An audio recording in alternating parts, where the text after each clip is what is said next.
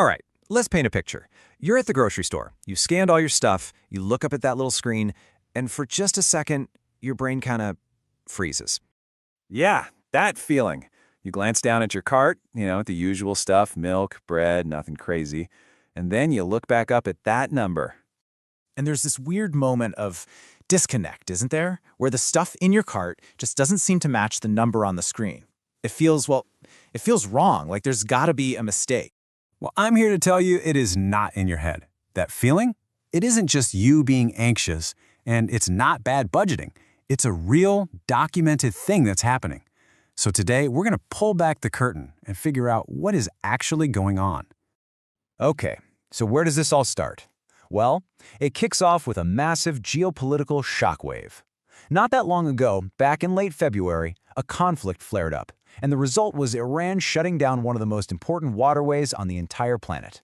So let's zoom in on this one spot on the map. We're talking about the Strait of Hormuz. It's this tiny 21-mile wide strip of water. And it might not look like a big deal, but it's not just some shipping lane. It is, and this is no exaggeration, the main artery of the entire global economy.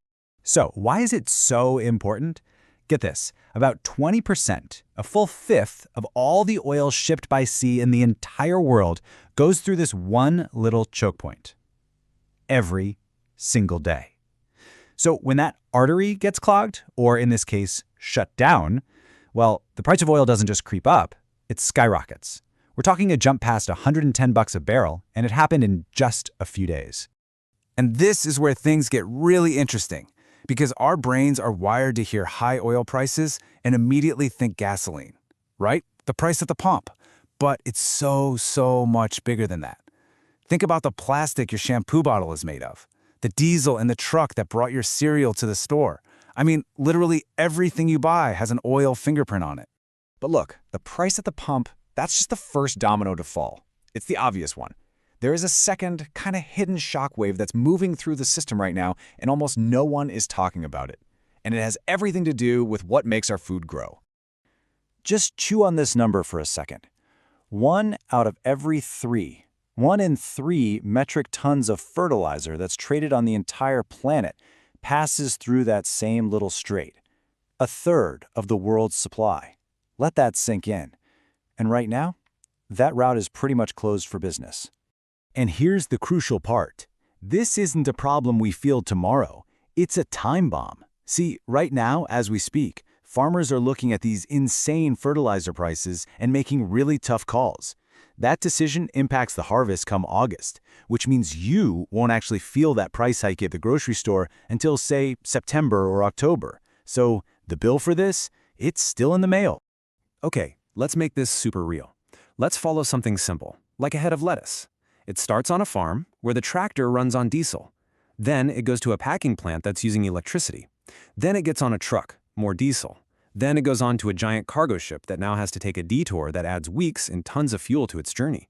Then another truck, another distribution center using more energy until it finally lands in your grocery store, which is burning electricity for the lights and coolers. You see, every single one of those steps just tacked on a little more cost. An economist I read really nailed it with this quote. It's not poetry, it's just physics. Our whole food system is built on a foundation of fossil fuels, period. But here's the really tough part. This conflict, it didn't create this problem from scratch. It was more like an earthquake that hit a building that already had a shaky foundation. It just exposed all the cracks that were already there. The truth is, the system was already running hot.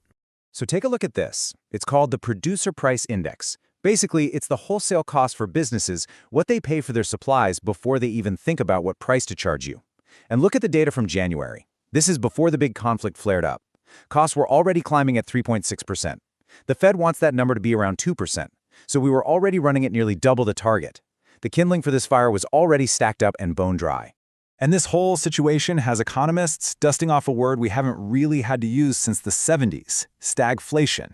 It's this absolutely toxic mix. You get stagnation, which means the economy slows down and unemployment goes up, at the same time as you get inflation, which means prices are spiking. It's the worst of both worlds. And it puts the people in charge in an impossible spot. Do you jack up interest rates to fight the high prices, which could cause a recession? Or do you try to save jobs and just let prices go nuts? Yeah, there's no easy answer there. Okay, so let's bring this all the way back to where we started. Back to you at the checkout counter. And that feeling, that sense that something is just off. Let me say this again. You are not imagining it. You are not bad with money. What's happening is that you, one person, are dealing with the fallout from a whole series of global shocks that are all hitting at once. They're squeezing your budget faster than anyone's paycheck can keep up. Your receipt, it doesn't lie, it's just doing the math. And right now, the math is really, really hard. So when you hear all this, it's so easy to just feel powerless, right? I mean, we're talking about global shipping lanes and Federal Reserve policy. What on earth are you supposed to do with that information? What's the takeaway? Honestly, the single most powerful thing you can do right now is what you're doing right now. Understand the mechanism. Because when you see the whole system, when you see the choke points, the supply chains, how one shock piles on top of another, you can stop blaming yourself. You can reframe this whole thing. It's not a personal failure. It's a massive systemic challenge. And having that knowledge, that's not weakness. That is power. It's called context. And once you have that context, it leads to a much bigger and, frankly, a much more important question. It helps us look past our own grocery bill and start asking, okay, now that we all see how fragile this system really is, what do we demand of it? How do we make it stronger, more resilient? What do we do differently next time? That is the conversation we need to be having.